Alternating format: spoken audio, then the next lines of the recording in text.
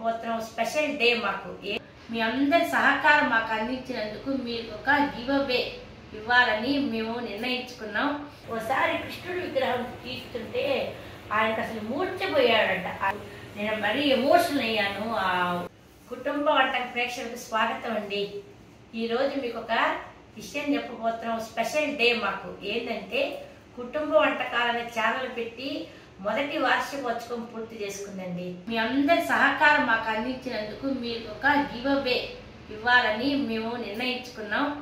మీరు కూడా ఈ యొక్క వీడియోని స్కిప్ కాకుండా పూర్తి వరకు చూడండి. అదేంటో చివరిలో చెప్తాము. ఇంకా మేము వీడియోలోకి వెళ్ళిపోతాము. ఈ యొక్క కూష్మాండ లేహ్యం గుమ్మడికాయ హల్వా ఎలా తయారు చేయాలో మీకు ముందుగా చూపిస్తామండి. ఇవి చాలా రకాల గుమ్మడికాయలు మార్కెట్లో అవైలబుల్, కానీ దీన్ని ఇంకొక పేరు కూడా ఉందండి. దీన్ని డిస్కో గుమ్మడికాయలను కూడా అంటారు. దీన్ని ముందు ఇలా చెక్కు తీసేసుకోవాలండి. పూర్తిగా చెక్కు తీసేసుకొని దీన్ని చిన్న చిన్న ముక్కలుగా కట్ చేసేసుకోవాలి. ఆ గుమ్మడికాయని ఇలా చిన్న ముక్కలుగా చేసుకోవాలండి. పెద్ద పెద్ద ముక్కలు అయితే మనకి బాగా మ్యాష్ అవ్వవు. చిన్న ముక్కలుగా చేసుకొని అంటే అది ముక్కలు మునగా నీళ్లు పోసుకొని కుక్కర్ మూత పెట్టేసి ఒక 3-4 విజిల్స్ రంపిస్తే బాగా మెత్తగా అయిపోతుంది. తర్వాత ప్రాసెసింగ్ ఏంటి బెల్లం ఎలా పాకం పట్టుకోవాలో చూపిస్తారండి. విజిల్స్ కోసం కుక్కర్ పెట్టేసి ఇంకొక బర్నర్ మీద తగినంత అంటే 1 కప్పు ముక్కలకి 1 కప్పు బెల్లం, ఇంకా కూడా తగ్గించుకోవచ్చు. మేము ఎక్కువ తీపి తింటాం కాబట్టి ఎక్కువ వేసాము. దీంట్లో ఒక 2 స్పూన్లు పంచదార కూడా వేసుకోవాలండి. అప్పుడు మరీ కొద్దిగా కలరు డార్క్ రాకుండా కొద్దిగా వైట్గా వస్తుంది. దీంట్లో కూడా బెల్లం మునిగేంత వరకు నీళ్లు, అంతకన్నా ఎక్కువ పడలేదు. దీని ఒక రవ్వ చక్కెర అంటే గులాబ్ జాముకి వస్తుంది చూడండి పాకం, అలా పాకం తెప్పించేంత వరకు ఉడకబెట్టాలండి. తర్వాత మిగతా ప్రాసెసింగ్లోకి వెళ్దాం. ఈ విజిల్ వచ్చే లోపల మీకు ఒక విషయం చెప్పాలండి. మేము చాలా రోజుల నుంచి అంటే మాకు జ్యోతిర్లింగాల దర్శనాలన్నీ దాదాపు 10 అయిపోయాయి.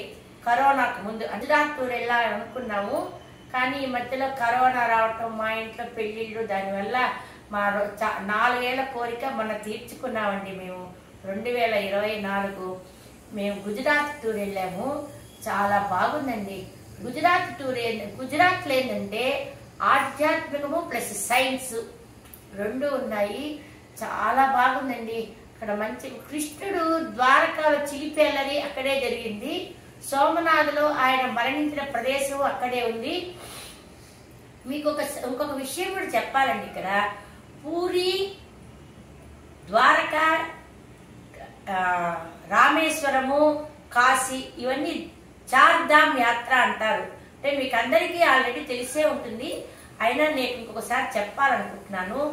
చార్ధామ్ యాత్ర అంటే ఏంటంటే అండి, ఆ పూరిలో కానీ, ద్వారకాలో కానీ, రామేశ్వరంలో కానీ, కాశీలో ఒకే రకంగా ఉంటాయి గుళ్ళు, దాములా కనపడతాయి. కాబట్టి దాన్ని చార్ధామ్ యాత్ర అంటారు. పూరికి ద్వారకాకి ఒక లింక్ ఉంది. ఏంటంటే అండి, ద్వారకాలో నుంచి స్వామి చిన్న చిలిపి కృష్ణ యాత్రలు చేసి సోమనాథ్లో ఆయన మరణిస్తాడు. మరణించిన ఆయన యొక్క హృదయము అరేబియా సముద్రంలో కలిసిపోతుంది. సముద్రం పక్కనే ఉంటుందండి. అది చాలా బాగుంటుంది. మీరు సౌకర్యం ఉన్న వాళ్ళందరూ కూడా తప్పకుండా విజిట్ చేయండి. అంటే చాలా మంచి ఆధ్యాత్మిక ప్రదేశము. ఆ పూరిలో ఈ యొక్క కృష్ణుడు యొక్క అంటే గుండె అంటారు, ఆత్మ ఆ సముద్రం గుండా పూరి జగన్నాథ్ చేరుతుందండి. అసలు ఇంకొక విషయం తెలుసండి, పూరి టు ఓకా అంటే పూరి నుంచి ద్వారకా వరకు ట్రైన్ కూడా ఉంటుంది. కాబట్టి ఒకసారి ఈ యొక్క పూరిలో కర్రతో చెక్కతో తయారు చేస్తారు కదండి విగ్రహాలని. ఒకసారి కృష్ణుడి విగ్రహం తీస్తుంటే ఆయనకు అసలు మూర్ఛపోయాడంట. ఆ విగ్రహం తయారు చేశాడు. అప్పుడు కృష్ణుడే చెప్పాడంట ప్రత్యక్షమై, అయ్యా నా గుండె ద్వారకా నుంచి సోమనాథ్ ద్వారా ఇక్కడికి చేరింది, మీరేం దీనికి చింతించవాడిని, జాగ్రత్తగా నన్ను తలుచుకుంటూ మీ విగ్రహం చేయండి అని చెప్పారటండి. ఇప్పటికి కూడా ఒకే ఒక వంశస్థులు ఆ యొక్క కృష్ణుడి విగ్రహాన్ని తయారు చేస్తారట, కళ్ళకు గంటలు కట్టుకొని. వాడికి తెలుస్తున్న స్పర్శ తెలుస్తున్నట్టండి, అంటే ఇవన్నీ నమ్మకం మీద ఆధారపడ్డవే. కానీ మేము పూర్తిగా దేవుణ్ణి ఆధ్యాత్మిక పాయింట్ నమ్ముతాను కాబట్టి మీకు చెప్తున్నాను. అలా ఆధ్యాత్మికమైన సైంటిఫిక్తో సంబంధించిన ప్రదేశము. ఇంకా మేము ద్వారక, సోమనాథు, నిష్కలంక టెంపుల్, ఇంకా దాని గురించి కొద్దిగా ఎక్కువ చెప్పాలి. నేను మరీ ఎమోషనల్ అయ్యాను ఆ నిష్కలంక టెంపుల్కి పోయినప్పుడు. అవన్నీ మీకు డీటెయిల్గా ఒక వేరే వీడియోలో చెప్పదలుచుకున్నాను. ఈ నిష్కలంక టెంపుల్ తర్వాత అక్కడ గిరి ఫారెస్ట్ అని ఉంది. అంటే ఇప్పుడు మళ్ళీ మనము నెక్స్ట్ ఈ గుమ్మడికాయ హల్వా కూష్మాండ లేఖ్యం ప్రాసెస్లోకి పోతున్నాం అండి. ఇలా చూడండి, ఇట్లా కొద్దిగా పాకం వస్తే చాలు. దేశం మొత్తం మీద సింహాల జననం అనేది గిరి ఫారెస్ట్లో ఉంటుంది అని మనకి తెలిసిన చరిత్ర ప్రకారము. కానీ చాలా నీట్ అండ్ క్లీన్ మెయింటెనెన్స్ అండి. గుజరాత్ గవర్నమెంట్ చాలా బాగా మెయింటైన్ చేస్తుంది. దాన్ని బాగా మనం చూసి, అంటే చాలా కనపడవు కానీ మనం ఆ ఫారెస్ట్ని చూసి ఎంజాయ్ చేయొచ్చు. మేము అక్కడి నుంచి నిష్కలంక టెంపుల్కి వెళ్ళాము. అక్కడి నుంచి మనం వడోదరా వెళ్ళిపోయి వడోదరా నుంచి కూడా ఎక్కచ్చు, లేకుంటే మన అహ్మదాబాద్ వచ్చేయచ్చు. వడోదరాలో మంచి సర్దార్ వల్లభాయ్ పటేల్ స్టాచ్యూ ఉంది నర్మదా నది తీరాన. చాలా క్యూట్గా, చాలా అందంగా, చాలా అంటే చాలా బాగా స్ట్రక్చర్ చేశారు L&T కంపెనీ. నేను మీకు ఎలా మా గుజరాత్ టూర్ ఎలా జరిగింది, మేము ఎలా వెళ్ళొచ్చు, అక్కడ ఎలాంటి ఆహారం దొరుకుతుంది, మనకి ఇబ్బంది లేకుండా మేము ఎక్కడ ప్యాకేజీల్లో వాటిని ఎట్లా వెళ్ళండి, మేమే మా అబ్బాయి సహాయంతో మేమే ఓన్గా ప్లాన్ చేసుకొని వెళ్ళాము. దాని గురించి మీకు వీడియో చేసి మీకు దాన్ని చెప్తాను. ఎవరైనా ఇలా కూడా మన ప్యాకేజీలో వెళ్ళకుండా మన కొద్ది ఖర్చు కూడా తగ్గుతుందండి మనకి. మీరు కూడా అట్లా ప్లాన్ చేసుకోవచ్చు. నెక్స్ట్ మనం పుష్పాండ లేఖ్య తయారులోకి వెళ్ళిపోదామండి. ఇలా పుష్పాండ చిన్న చిన్నగా ముక్కలు చేసుకుని కుక్కర్లో 3-4 విజిల్స్ రంపించి ఇట్లా మెత్తగా స్మాష్ చేసుకోవాలండి. చేసుకున్న దాన్ని మనము ఈ యొక్క బెల్లం పాత్రలో వేసేయాలి.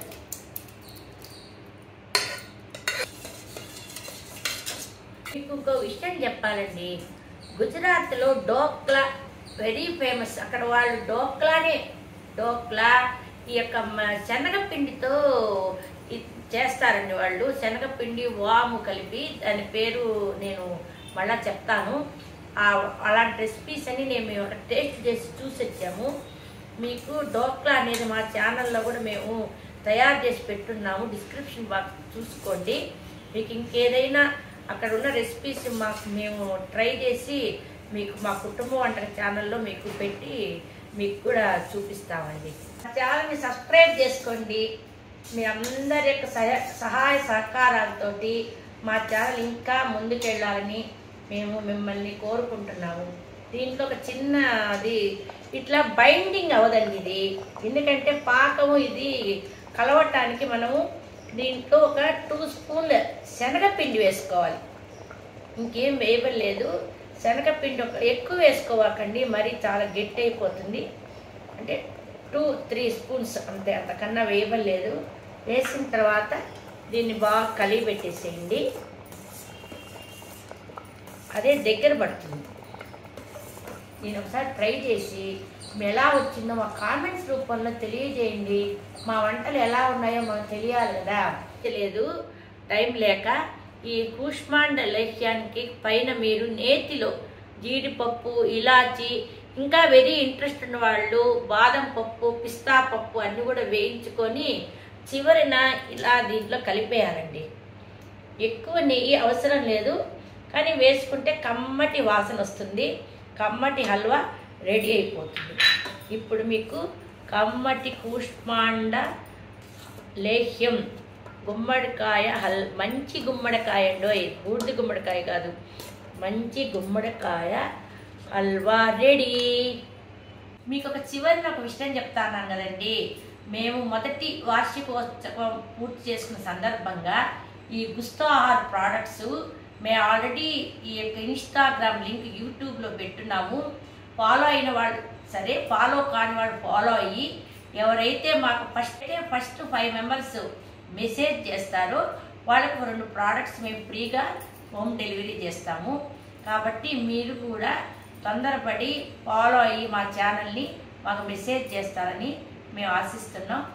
ఈ ఆప్షను శుక్రవారం అంటే మార్చి 1, 2024 నుంచి మార్చి 3 ఆదివారము 2024 లోపలే మాత్రమే ఉంటుంది. హరియం. మా ఛానల్ సబ్స్క్రైబ్ చేయండి, మమ్మల్ని ఎంకరేజ్ చేయండి. సర్వే జనాం సుఖినో భవంతు, సమస్త సన్మంగళాన్ని భవంతు.